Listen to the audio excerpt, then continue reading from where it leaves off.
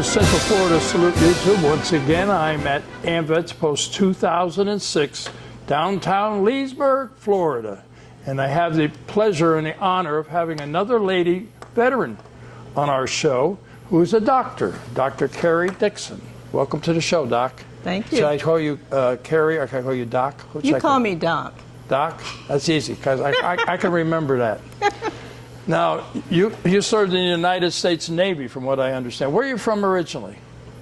Well, I was born in Mississippi, but I left there when I was 6 months old. And I went to Indiana, and that's where I was raised. So you were raised in Indiana? What part of Indiana? Anderson, outside of Indianapolis. Oh, okay, okay. So you went to school there, the high school and all that, or? Sure, all the way through. I graduated high school in Anderson, Indiana, from the Anderson High School. Okay. So the Navy, you went in the Navy in 76, right? 76 right. to 78, yeah. If I'm correct? Yeah, after getting my RN degree, then I went into the Navy. Oh, you got your RN degree for being a nurse first? Yeah, right after high school, I went into college, got my RN degree. And then how long did that take? It took me 3 years. 3 years, oh, yeah. Okay. And then after I got my RN degree, I practiced nursing, different hospitals, different areas of hospitals, primarily med-surg, but I did different specialties as well. And then after about 5, 6, 7 years, I'm going to tell you a story about going to the military. So I'm ready to hear it. So practicing nursing, and the day I graduated, maybe it was the day after I graduated, my father, who's big on education, says to me, Belle, my middle name, I want you to become a doctor. And my response was, can I breathe first? I just got out of high school a little while ago. Just out of nursing school. And so, so a few days later, I say to my oldest brother, who had been in military Vietnam, and I said to him, I said, your father's lost his mind. I said, he thinks that I have money to go to college to get a doctorate. And my brother said, oh, just go into the military and use your GI Bill. And the military, no women in our family had been in the military. And so I thought, I don't know about that. He said, you can do it. And so I did. I decided on the Navy because they said they would send me to California. And did they really send you to California? They did. Because yeah. The service has a way of saying, well, where'd you like to go, and then send you someplace else, you know. Yeah, well, that happened to me. Yeah, well, they tend to be a little bit more accommodative for officers. So I went in as an officer because I had a degree, the nursing degree. So yeah, so that's what I did. I went into the military. I had a 2-year commitment from 76 to 78. I was a Navy nurse. I was stationed at the Naval Regional Medical Center in San Diego, California. Hard place to be, right? That's where I was for 2 years, and I loved it. So after I got out of the military in 78, I immediately went back to school. And I got my doctorate from the University of South Carolina in Columbia, South Carolina. So I got the PhD in clinical psychology. And then I went to private practice. The 2 years you were in the Navy, you didn't think about re-upping? My father put me on a mission, no. My mission was get a doctorate. Well, you could do that in the service. You know, you went with a GI Bill, right? I could have, but no. Because I tend to be focused. If my intention was to do this, then that's what I did. And so I'm kind of driven when I start on a particular task. Mm-hmm. And so the focus was 2 years and then get out and get your doctorate. So while you were in San Diego at serving in the Navy, what kind of patients did you see? Did you see guys coming back from overseas, or just a clinic like, or what was? Yeah, I was on a medical surgical ward, and so. So you were in the operating room?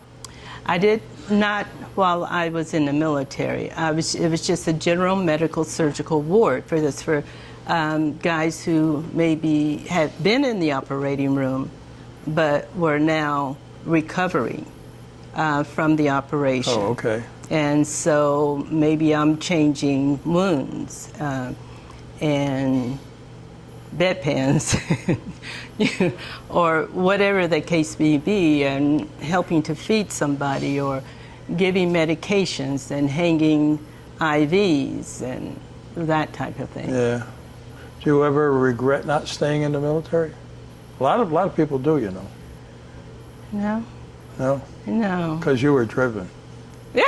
Well, I was driven, yes, but private practice serves me well, and I think the military helped prepare me, though, for. I think the military practice. helps prepare for anything. You know, Yeah. I mean, I'm saying, if you've never been in the military, it's eye-opening when you first come in. You know what I mean? For me, it was all these different people I met, and now we're all living together. It's like, wow. I mean, you know. Yeah. And yeah. but anyway, so you left the military and you started on your career, and you were focused. So where did you go from there? And how long has your career been now? You became a doctor? About 30, 35, 40 years I practiced psychology. Can you help me? You're beyond repair. But Oh. I'm kidding. Thanks, Doc. Okay, see, I joke with people that I like, right? So Okay. Okay, good. So, yeah, I set up a private practice. First, I started working at a school and helping develop their psychology department. But that was too stressful for me. Where was that? It was in Indianapolis. It was a small college. I can't remember the name. Okay. Yeah. That happens when we get older. Yeah, that's true. Touche. So, yeah, so I did that. And then I set up my private practice. I thought, well, I'll do therapy. I'll do counseling. That was a lot of work. Because, you know, you have to be a step ahead of the client so you can take them where they need to go in order for them to find their recovery or their healing. And that's a lot of mental work, you know, to bring all of your training and your skills into action so that you can read that particular client and be prepared to take them to the next step of their healing. And, you know, after about 5 years of that, I was drained. Burned out. I was burned out on that. And I found my niche when somebody in the office building said to me, have you ever thought about doing disability evaluations? And he connected me with the Indiana Disability Bureau. And then I was hooked. So you were with the Indiana disability thing, but the disability must have led you into the working with veterans too? Because of my experience with the Indiana Disability Bureau, I picked up a contract with a company that contracted with the Veterans Administration to do PTSD evaluations. And so when I contracted with that company, actually I did 2 different companies, that's when I started doing PTSD evaluations of veterans. And I think I probably did that maybe about 5 years with the company before I just started taking people who were referred to me on my own. You know, I did several shows about PTSD, and I did a show with a gentleman, Lawrence, Harris III. Do you know him? No. He does coloring books. No, I don't know him. He was in the Air Force. I don't know if he was a major. I think he was a major. He's on my YouTube show. You have to check him out. Okay. He is has PTSD, and you'll find this interesting. He developed a coloring book. So you have this coloring book, and what you do is the blank page on the front, and you just in the book, and you write down what pisses you off all day, what's bothering you, Okay. and then you flip the page, and there's a picture of a bird with all these little squares, and you color to help relieve the stress. I think it's a great program, Yeah. He's local. He's in Claremont, I believe. Great guy. He was in the Air Force. I think he was a major when he got out. When I was in the military, I think I was a very shy, timid type person when I went in. And then after I got out, I learned to be more assertive. There's just some things that happen in the military, different incidents that kind of toughen you up. Yeah, a little you bit. grow in the military, yeah. And so when I got out, not only my experience in the military, but my experience at the University of South Carolina, I realized that I needed to be more assertive. And so I got hooked on... So you got married. No. Well, they say in every marriage there's one who's the boss, and then the other one's the husband. Well, I tell you what also toughened me up was raising 3 children when they became teenagers. Oh yeah, that'll do it. Hey, that was an altogether different type of toughening up. But I got turned on to the whole concept of mind, body, spirit, or empowering oneself, or rational thinking, and realizing that I was in control of my emotions. And once I owned up to that, then I was able to speak my mind more assertively. I didn't do that in the military, which led to my incident of trauma, but I do that now. So, people don't usually mess with me. They tell me that I look mean. I don't think I look mean. But you can be. I can be, yeah. No, I find you to be a very charming lady. Well, thank Veteran. you. And I didn't even pay you to say that, did I? No, I was afraid if I didn't, I'd get beat up. Yeah, but doing these PTSD evaluations I liked it well. I liked it really well because I would see the person, and yes, I had to read them quite well. Their demeanor, their personality, their voice tone, their inflections, their hand movements, their body posture, all of that connected with their records, their entrance exam, their exit exam, any other medical information that went in between during their service. And I had to connect all that together to come up with a determination as to whether or not this person had an emotional disability that would prevent them from gainful employment. Yeah. And so I love doing those. Yes, it was a lot of work, but I think I'm a detective at heart, So I love trying to figure out what's happening here, what's going on with this person. What's the source? I really like digging. And what I found that with a lot of veterans, when they come in for the evaluations, they don't want to tell their story. I was just going to ask you about that. They don't, because they don't want to relive the trauma. And so somebody a family member, somebody insists that they go in for an evaluation. And when they come in, it's like I have to pull information out of them, you know, because the story is there. You've been in combat. You've been shot at. You feared for your life. You had to kill somebody else. You had to see your friends die, too. Yes. That's traumatic, but many of the soldiers, particularly the male soldiers, veterans, they will come in and they give their story kind of matter of fact. And without any emotion, they minimize. Well, it's kind of a shield they put up. Yes. You know what I'm saying? Yeah. Because they don't want to relive the trauma. Right. They don't want to admit to the trauma in some cases, you know, and they've repressed the traumatic events.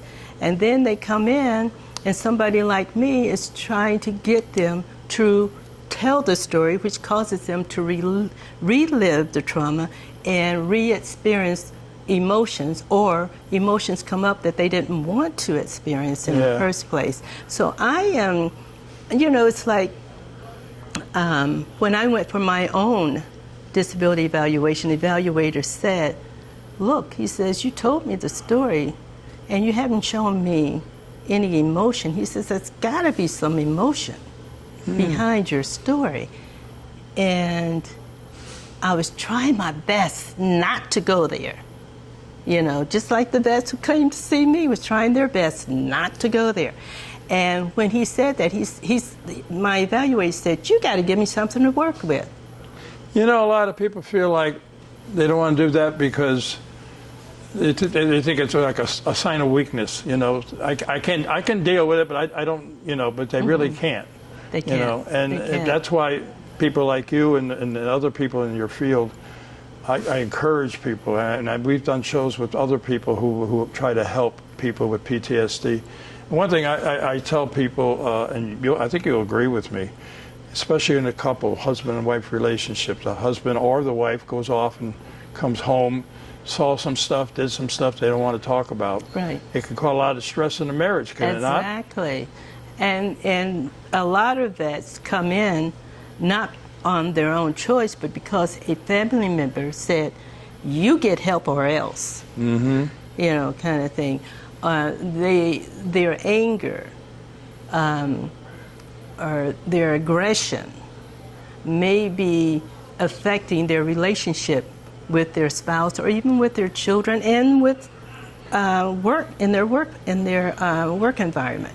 You know, so it may be a family member says you need to get help. It may be an employer who says you need to get help, you know, kind of thing.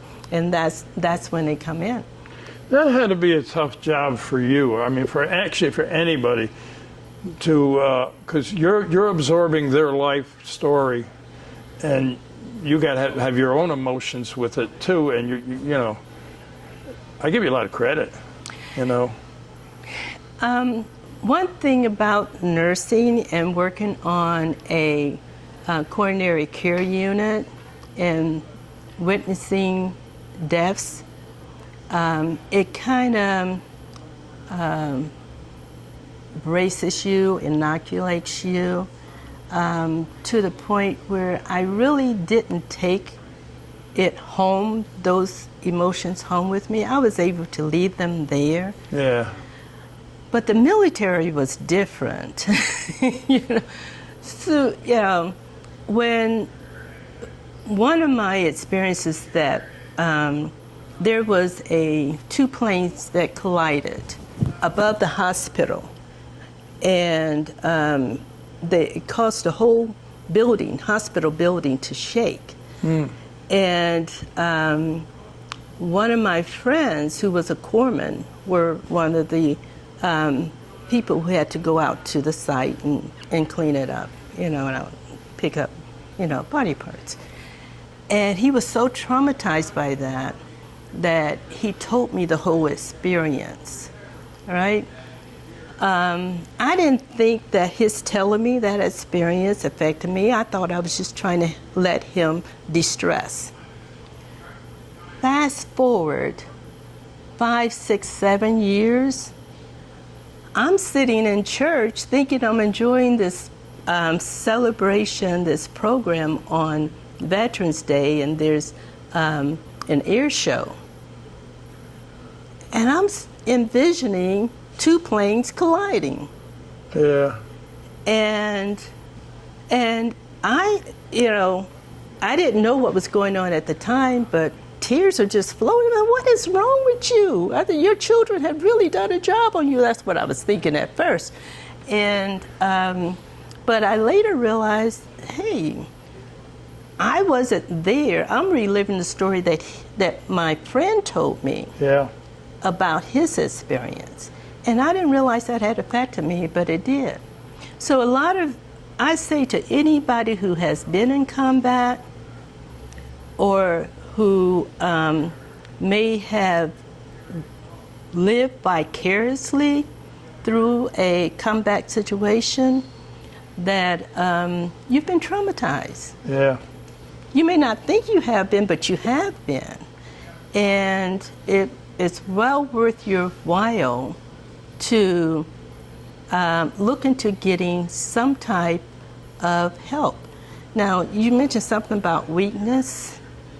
That's mainly a male, masculine kind of thing, because they're supposed to be strong. That's how macho thing. Yeah. And that's why, unfortunately, they don't seek the help they need to deal with their emotions. And they end up with depression, a lot of suicide among male vets, So the help is there. You just need to go to a veteran hospital or a clinic and just talk to somebody. And some vets only go maybe once a month to see to talk to somebody. But if you've been in combat, you've been traumatized, you need to talk to somebody, a professional. I'm not saying that just because I'm a psychologist and I believe in that kind of thing, but... No, you believe in what you're doing. That's the important thing. And, I tell people, too, because I know people who are younger couples who husband came back from Iraq or Afghanistan, what have you, and they're having marital problems. I said, well, you don't know, you haven't walked in his or her shoes.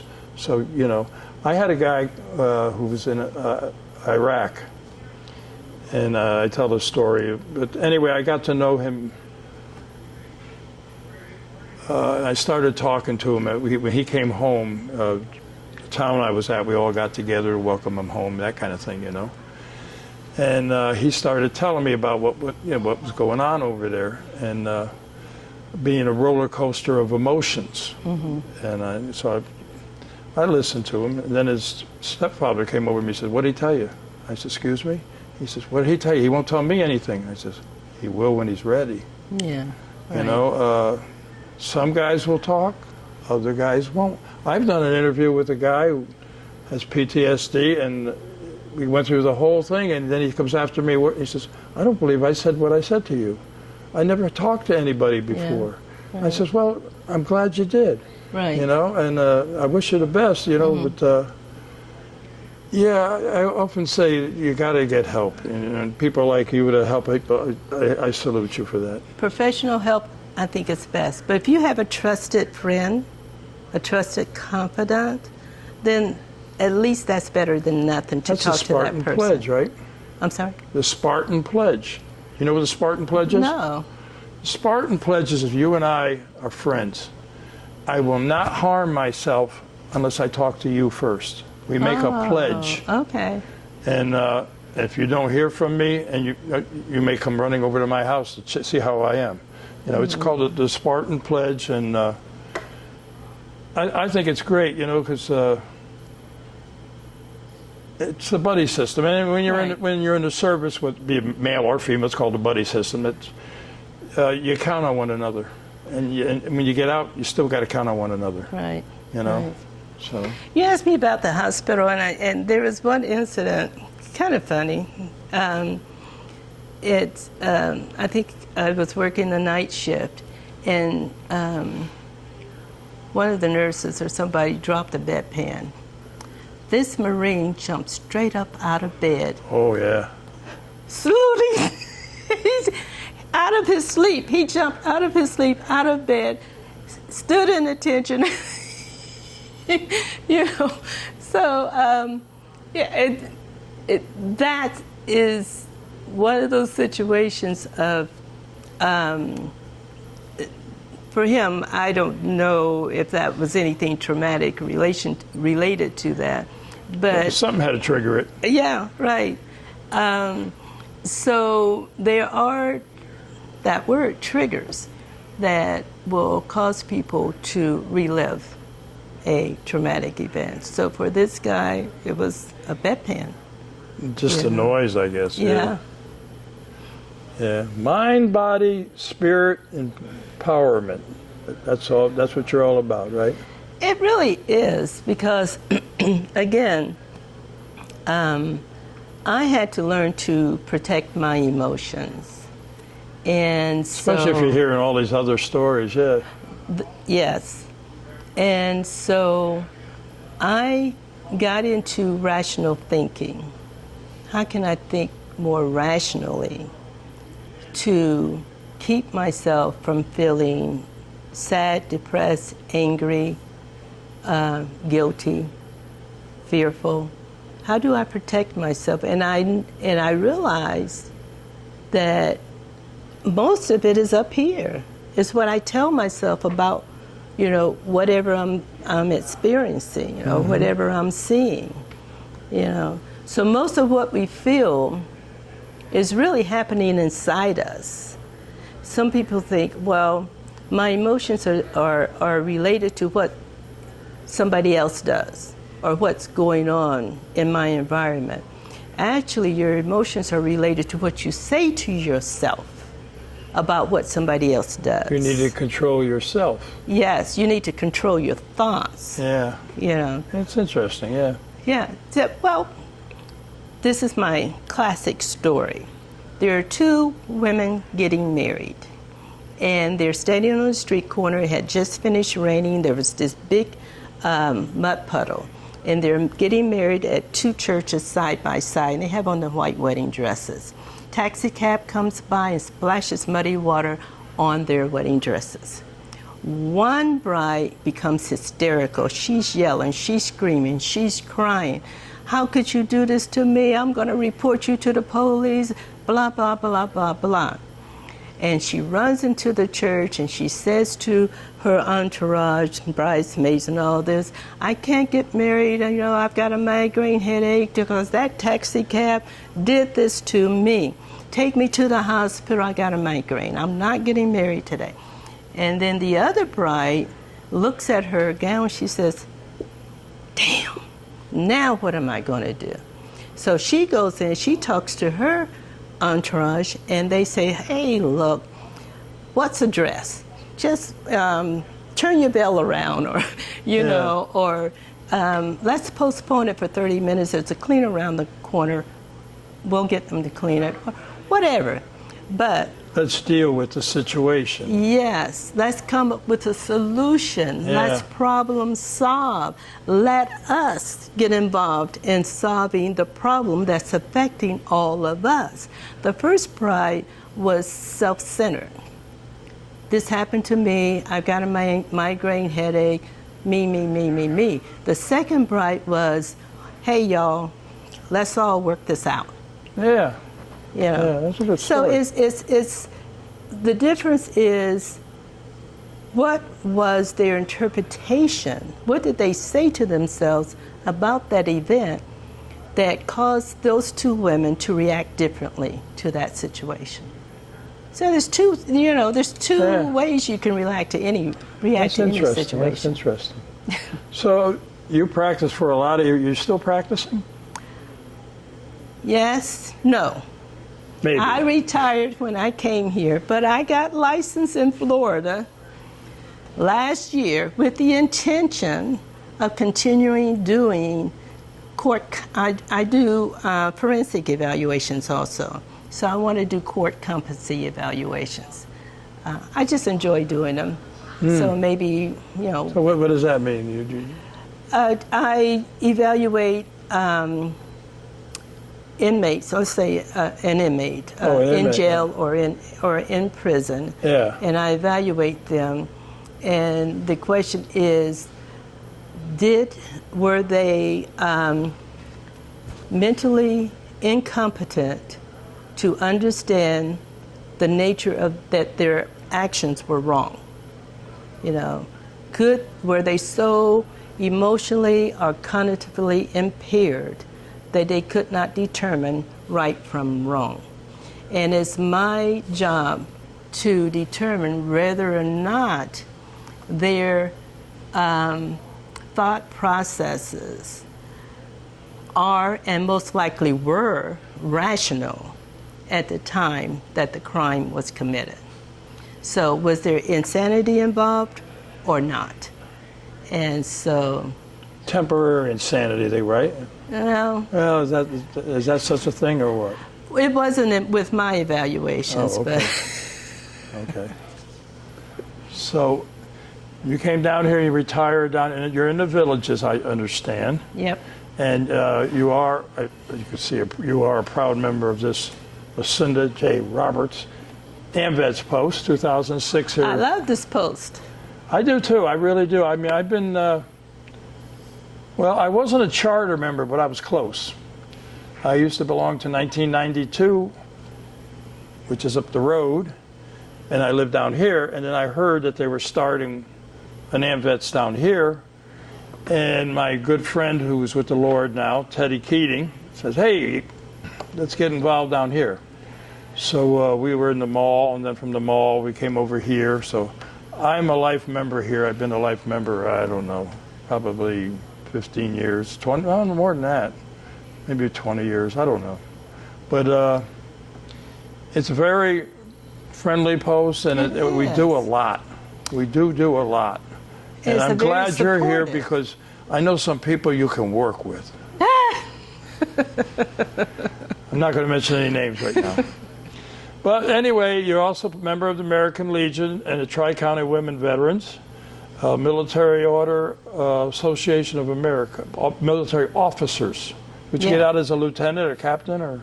Lieutenant junior grade. I went in as an ensign, and I came out as a lieutenant junior grade. So 1 year as an ensign, 1 year as a lieutenant junior grade. Okay. Well, Doc, I know you from here, and I know you're very active in a lot of things. And one thing you told me you're very active in is the African American Heritage Foundation, right? It's called the African American Club. Yeah. Of the Villages. Of the Villages. Yeah. And you're very active with them. And if somebody wants to know more about that, how could they find out? Do you have a web page or? We do. And it's very simple. You just go with T for the TAA club.org. And you'll see my face. Smiley face. And all the officers. But yeah, it's TAAclub.org. Now, my next door neighbor, I think you know him, Robert Woodland and Cheryl. They were both police officers in Washington, D.C., and they know you. You know, I guess you're one of them kind of people everybody knows. You know, guess because you when do you're a president lot. of an organization, most people know you. Yeah, but they live here in the plantation, but they go to. Okay. I guess you guys kind of work together sometimes. Yeah, we do. You know. But primarily, what does your organization do? Try to do scholarships, or what is your mission? We do. Yeah. As a matter of fact, we have a golf tournament coming up to raise money for high school students.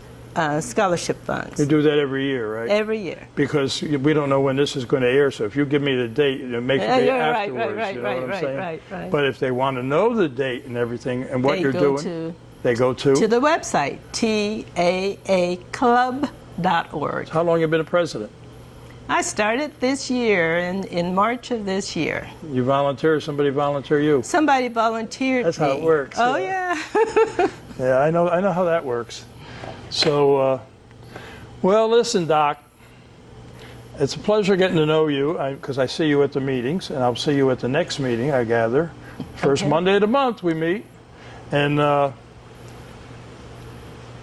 I think we're going to wrap this up. Can I read you a prayer before we wrap up? I love this prayer, and it says, Dear Lord, so far today I've done all right. I haven't gossiped, haven't lost my temper, haven't been greedy, grumpy, nasty, selfish, or overindulgent. I'm very thankful for that. But in a few minutes, Lord, I'm going to get out of bed. And from then on, I'm probably going to need a lot more help. Amen. I like that. I like that. Well, if you have anything you might want to add just before we're going to close this off a little bit here. No, the only military story that that I thought was kind of funny. Well, I didn't at the time, but I guess now. In retrospect. But I decided I just didn't want to go to the hospital to work one day. And so I called in sick. You know, and I did that in civilian life, so I called in sick. My commander called me and said, Carrie, I understand you're too sick to come to work. And I said, yeah, I just don't feel good today. She says, well, I know you live by yourself, and I don't want you there by yourself, so I'm going to send an ambulance to get you and bring you to the hospital. Oh, I boy. said, okay, fine, I'll be in. Well, Doc, I want to thank you for what you have done or what you do. And I'm looking forward to seeing you here at the meetings and stuff. And I know you're doing great work with the African American Club, and your history speaks for itself. Well, thank you for bringing me on. I've had a good time chatting with you. Well, yeah, I did too, you know, and this is what we're all about at Salute. You know, we try to service, sacrifice, honor, and educate. That's what we are. Not for profit. Yeah.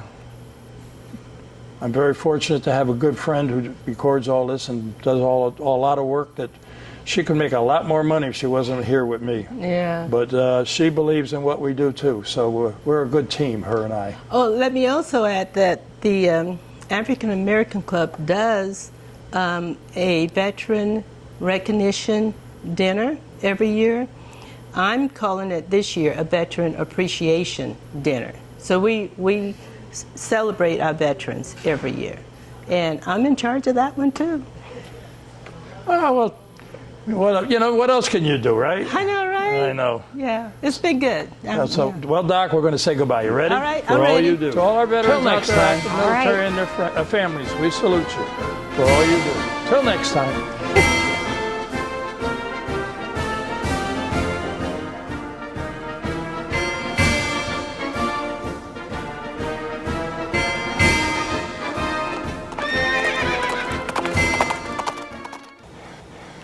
Today I'm at AMVETS Post 2006, a major sponsor of Central Florida Salute, and I want to introduce to you the commander here, Ronnie Mack. Ronnie, tell us a little bit about AMVETS 2006. Where are you located? And we are at 500 North Canal Street, Leesburg, Florida. It's right off of 441, between 441 and Main Street on Canal. Can't miss us. And we're a veterans organization, along with, we have an auxiliary, and we have sons of veterans that are related some form or another to a veteran. And we do a lot for a lot of charitable donations and stuff to charities in the area and in the county. And we're a major sponsor to Central Florida Salute. We're proud of it. We're glad to be. You guys do a heck of a job, and and we'll sponsor you as long as I'm here. We're going to sponsor you. So. Well, I'll tell you what, we do. Sue and I really appreciate it. We're a two-person operation, and what we try to do with education and supporting our veterans community, and you supporting us, is major thing. It's major. We're glad to do it, Bob. We're glad to do it. And you have sons here, you have auxiliary here. You've got a website too if somebody wants to join. Yep, it's don't punch into www. It's ambets-2006.org, and it'll take you right to our website, Facebook page, and all that's there, and you'll be able to find that. The webmaster, he tries to get the calendar on there every month, anything pertinent. There's a lot of other links on there for veterans to find out where to get help for certain claims and stuff like that. Our webmaster's really into that stuff. That's the guy you ought to be interviewing right there. So, well, you know what, he's got Ronnie? a lot of stuff. You have a lot of clout. You tell him to talk to me, and we'll get him on the show. Okay? I can do that. All right. But I just want to, on behalf of Sue and myself, we want to thank AMVETS 2006 because you guys are the major players behind us, and we appreciate it. But we just wish we could do more. We really do. Thank you. Thank you. You guys are awesome.